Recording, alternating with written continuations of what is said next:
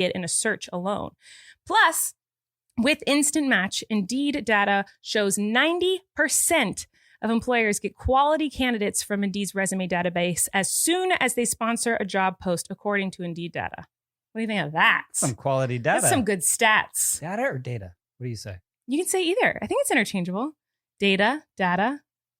Well, I mean, data could be like data. Okay, relax. Wait, do I say it wrong? I thought it was interchangeable. I think it is. I just wondered if it was like a coast versus coast thing. Data. I mean, you could say the either. data? What's the data? What do you say? I don't know. I'm blacking out. According to Talent Nest, Indeed delivers 4 times more hires than all other job sites combined. Join more than 3 million businesses worldwide that use Indeed to hire great talent fast. This is a great way to hire someone, guys. If you need someone quick, someone who is exactly perfect for the job, come on, check it out. If you're looking for someone who will work hard, like our son sometimes says to me when I'm emptying the dishwasher, he'll go, "You working hard, Dada?" If you're looking for someone like Flynn? No, like me, who'll work hard. Oh, you, the hard worker. Go to Indeed. Go to Indeed. Check it out, guys. Get started right now with a $75 sponsored job credit to upgrade your job post at Indeed.com/relax. Get a $75 credit, guys, at Indeed.com/relax. That's Indeed.com/relax. Offer valid through September 30th. Terms and conditions apply. Ooh, why don't you let me say? I've always wanted to say. You can say it. Terms and conditions apply. Okay, so you guys, we had big news that we announced last week. It was like a big day the other day. Yeah, we announced that we know we're having a little boy and a little girl. Yeah. And that is very exciting. I've been dying to find that information out since I got pregnant, but especially since we found out we were having twins. So to finally know that information is like so exciting. And I just have to say, we wanted to talk about this a little because we haven't talked about it on the podcast. We kind of always talk about big events, in our lives. Yeah, surely you've talked about this online elsewhere. Oh, yeah. But we haven't here. If you haven't gone and watched my videos on this, we did a video. It was like a gender reveal with like our family members. And then I've talked about it quite a bit in my vlogs and whatnot. But I just want to throw it out there here today that we did not care. We do not care. It doesn't matter to us the genders or the sex of our children. And if one day that is changes or is incorrect, of course or not. We will love and accept them no matter what. What it is to us, what it does mean and offer to us is just any kind of information, biological information about these two human beings growing inside your body that we don't know. Like it's us like sussing them out. Like it's a bit of information that we can have because we have these ultrasounds where we're like, well, that one looks shy. And that one looks like a bully, and that and an insane person, it's just like it's just more tangible. I mean, it is every day that we're like, what do you think they're gonna have, brown eyes or blue eyes? Because Flynn has blue eyes, which was totally shocking. And I wouldn't care either way, but if they could tell us that right now, I'd be like, tell us, exactly. So we can get. We do not care if their eyes are purple. I just want to know them more. It's like I'm so excited to. It's just it doesn't matter. But it's still exciting. And we would be excited no matter what the outcome is. But I think for us, it was so exciting to find out that we were having a boy and a girl because we did not think we were going to be having a girl. And so to find that information out was like shocking. It was so like, it was shocking. Yeah, all my Vegas bets were on 2 boys. Yeah, for sure. Yeah. Everyone thought that just so the reaction to finding out we were having a little girl and a little boy was like, what? It was just it really blew my mind to the point where the ultrasound tech, when she said it, that we were definitely having a girl, we didn't believe her. We kept going, are you sure? I don't believe you. Are you lying? Can you check again?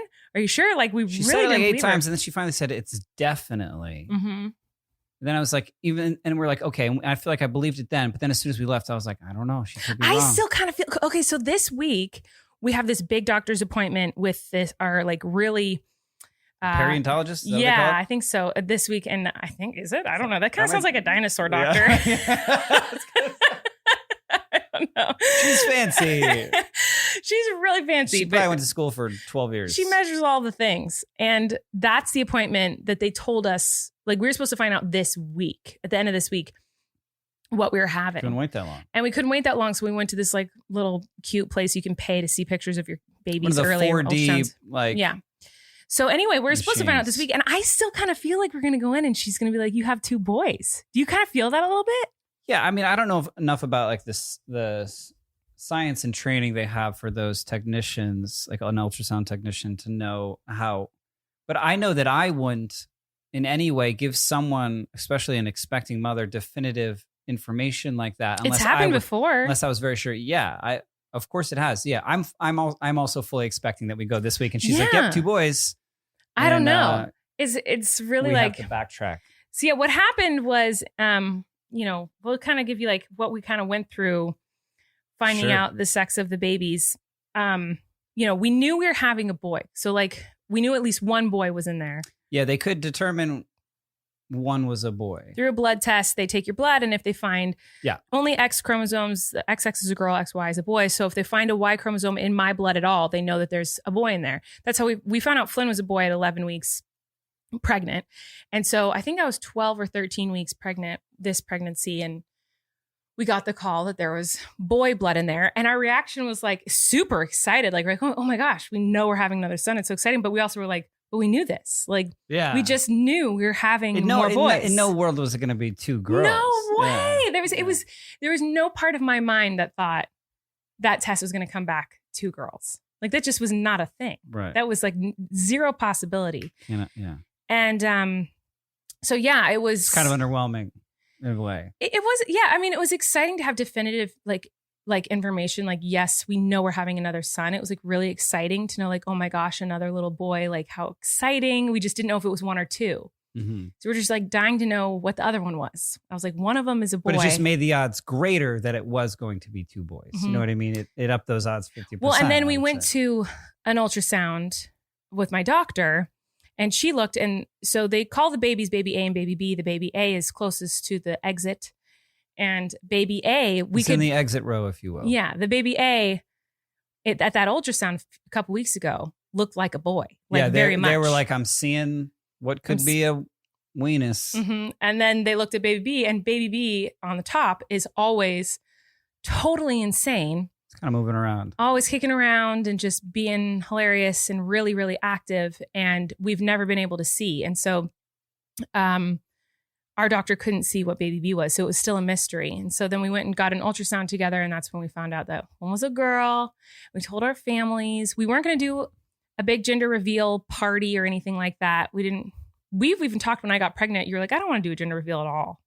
And I was like, yeah, okay, maybe not. And so then I think that there's like a certain public, like cool guy stigma against them, which I understand because what really, do you mean cool guy? I don't stigma? know. It's like, let's cancel gender reveal. You know what I mean? Because people keep blowing themselves up with cannons, trying to do it in some crazy way. Well, or setting a forest fire. And also like that information, like isn't really relative to who that human is or could become. Because it could be wrong. And yeah. And it doesn't matter. It doesn't matter. Other than in the sense that, like I said, like you got these 2 babies growing in you. Like it's like give us any information. Tell us anything. You know what I mean? And like I said with the eye color thing, like they could wear color contacts. And I don't care. You know what I mean? It doesn't. Yeah. I will love them no matter what. Of course. So we weren't even sure we were going to do anything. And then my friend JoJo said she really wanted to throw gender things. And that kind of put the idea in my head. We ended up not doing a big gender reveal party. We just kind of like told our family members in special ways, like as we saw them. Yeah, it's fun. It's like a fun way to tell people like just some information about these little twins and for me, like pregnancy is horrendous. It is awful and not fun. And so it's a way to make like a happy, fun moment it's just, when you're physically and mentally. Hey. a bit of maybe emotionally is a better word than mentally. But yes, it's true. But anyway, I think for me, like I would obviously do anything for Flynn.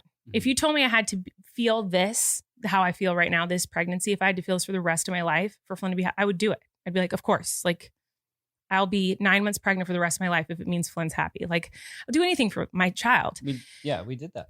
I know. And so when I am miserable and so uncomfortable and in so much pain, physically, emotionally, and mentally, to find out any... Am I going to get talked to about No, that after the podcast? Not at all. It's true. It's true. My mental state is, I think we would both agree, the worst it's ever been. But I think that like once I can humanize these little tiny things growing inside of me in any way with any information, it makes it, I think I just kept saying that when we found out. I'll cry right now because I'm not emotionally stable. But I think I kept saying that when we found out that it was a boy and a girl, is like, it makes it all okay. Like I can do this. Do you know what I mean? Like it makes me... It evolves them from like some sort of parasitic thing. Yeah, like into something like, that's... into in the future something that you will deeply love and care for. Yeah. And this is all worth it. Sure. Yeah, the that more makes sense to me. Yeah, the more I get to know them. Yeah. The more I know anything about them, the more I love them, the more I will do anything for them. It's the same with Flynn. As he gets older, it's not like it's like always just been, I guess I've always loved Flynn and I always do anything for him, but it gets more and more intense as he gets older. Wouldn't you say? Like the more I know him and the more his personality comes about and the more I find out about the things he loves and he's passionate about and excited about, like the more I'm obsessed with him, the more I do anything for him. That's how I feel about these little tiny things growing in me. Yeah. I found out they were a boy and a girl. And I'm like, okay, I'll do anything for you. And I would have been that way if it were boy too. It's just nice to know that information. Wouldn't you say? Yeah. I think that's a good way of describing that. Like gender, although not relevant, is still kind of, it's part of the you know what I mean? Mm-hmm. At this stage, that information is kind of helpful in some ways. Mm-hmm. It's exciting. Yeah, and it's exciting and can be fun. Yeah. So that happened this week, guys. It was very exciting information for us. We're having a daughter and a son. Yeah. And it was also exciting for our families to hear about. Yeah. It's the first girl in that generation on my side and on your side. Uh-huh. There's a girl. It's so weird because well, I mean, we obviously have Bailey. I didn't finish my sentence. My niece Bailey is 13. She'll be 14 when this girl is born. So in 14 years, it's the first girl. We have all these boys. Yeah. We're all amazing and awesome. Uh-huh. And now we're gonna have a little girl. Uh-huh. It's exciting. Yeah, I don't know. There's all this. It's like because we have now a son, and now all those other things that like I felt like guilty in a way when we found out Flynn's sex, because I kind of wanted that because it was the human experience that I had and could relate to. And when you have a kid, you sometimes are, and you're watching them, you're sometimes reliving your childhood in a way. It's like it's this very strange, amazing, awesome experience. And I felt like you got a bit shafted in that kind of like relation, you know what I mean? Mm-hmm. Like relating it to it. But like, I remember that the second we found out that Flynn's sex, I grabbed your face and said, "Are you okay?" Because I just I know. Well, and of course I was so excited, but there's something really interesting about finding out what you're having that like pregnant women sometimes talk about this. And I've talked about this with a lot of pregnant people that like, you can't really express out loud. Like, I was so excited. It was so weird when we found out Flynn was a boy because I was so excited. Like I was like beyond over the moon excited we were having a boy, but I felt like sad that it also wasn't a girl. Like, but I wasn't sad he wasn't a girl. And I was really confused and felt really guilty about this like feeling of being like, I'm so excited, but why do I still feel this like little like tinge of sadness? And my brother said that he gave me the best advice because he's had 8,000 children. And he said, he's been through this a lot. He said, no matter what you're going to have, you have been living for a couple of months thinking about the possibility of a life with a son or a life with a daughter. Yeah. You don't know what it's going to be. And when you find out what it is, you kind of have to mourn the loss of like the thing that you were imagining that's now not going to happen. So it's not that I was disappointed that Flynn was a boy because I was so excited. It was like I had imagined, well, what if it's a girl? And that I had to let go of. I'm gonna braid hair, and I'm gonna, I don't know, things. Not that you can't braid a boy's hair. Of course you can. Yeah. I mean, that's crazy that you say that because it's like in thinking about that, and now we're pregnant with twins, and one's a boy. Like we don't have to do that. Yeah, we don't have to. You know what I mean? Yeah. So that's I know it's a weird way to put it, but like the when my brother said that, it made perfect sense because I wasn't disappointed. I was so excited. I was like, why do I